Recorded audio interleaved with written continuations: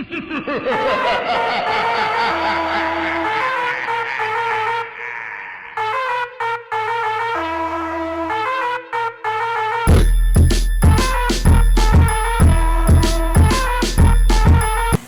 going on, YouTube?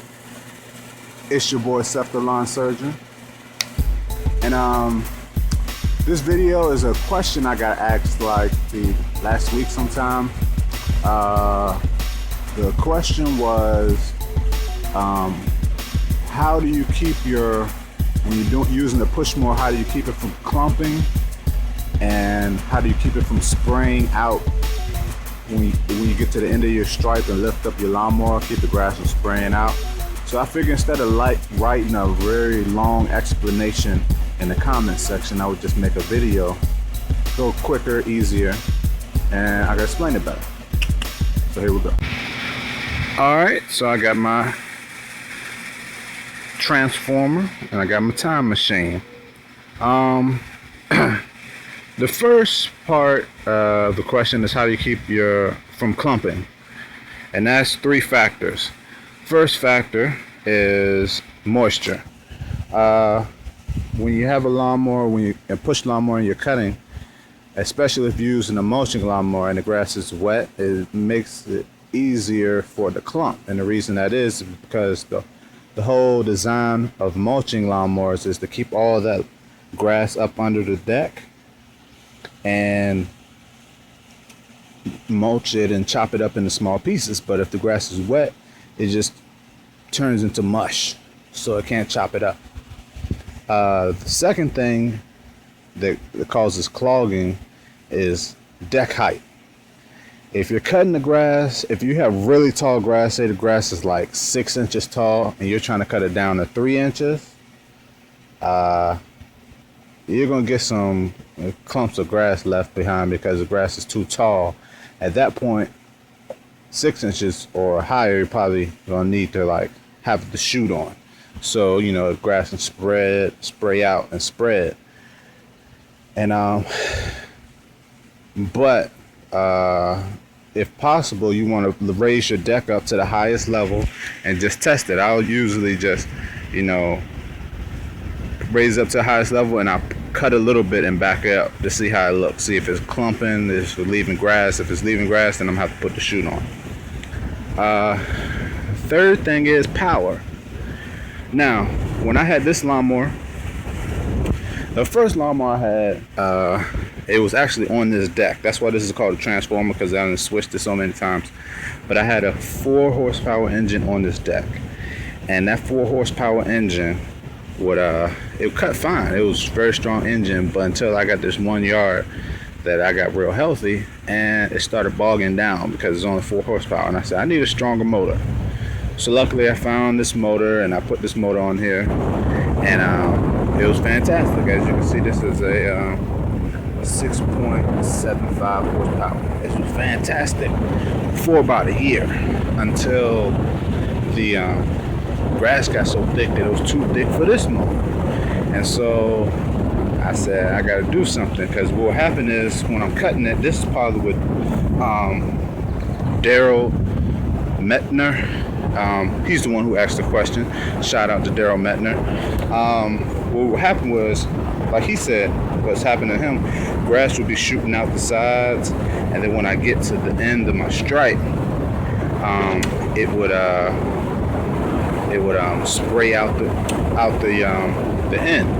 So what you got to do to prevent that, to prevent the spray out, is you can't really prevent it from spraying out the sides, because if it's spraying out the sides, that means that it's too tall for your lawnmower. The grass is too tall for your lawnmower, and you probably need to put a chute on. Or if you need to mulch it, you can't prevent the spray out the sides, but you can prevent the spray at the end. And well, you can't prevent it, but this is my strategy. What I do is, say hypothetically, where that fence is at is my flower bed or something, right? So that's a flower bed. What I'm gonna do is I'm gonna make 2 stripes. I'm gonna make 2 frames. I call them frames. You go around the whole yard and frame it 2 times. So now the cut grass. So you go past the cut grass this way, and you're about right there. That's where the cut grass is. So when you get to that flower bed, what you do is I lift it up about at right here at this point. Lift it up, and I let the grass squirt out some. So now you get all that grass squirt out, and so you're not squirting it in the flower bed, hypothetically, which is the fence. And once it squirts out, now you can roll over it and go into that cut grass, and then you wait until you get this way, lift it up again, and then turn around and start your next stripe.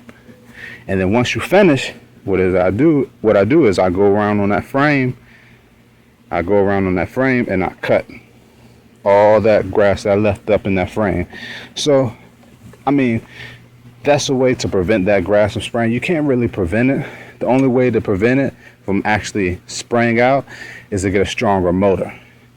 And that's what happened when I got this bad boy, the time machine. This bad boy doesn't leave anything. It's rare. The grass has to be really tall for it to spray out at the end like that, because it's so powerful. I think that it just shreds everything up under, as long as you're not cutting wet grass. It's an 8.75, and so that's my best way to explain that question. Y'all see why I wanted to make a video, because it's a very long-winded answer. So what's going on, guys? One thing I forgot to mention and I remember while I was editing this video, is a trick that even if you do some of these tips that I give you in this video, you still might get some clumpage. And a way to get rid of that clumpage is to,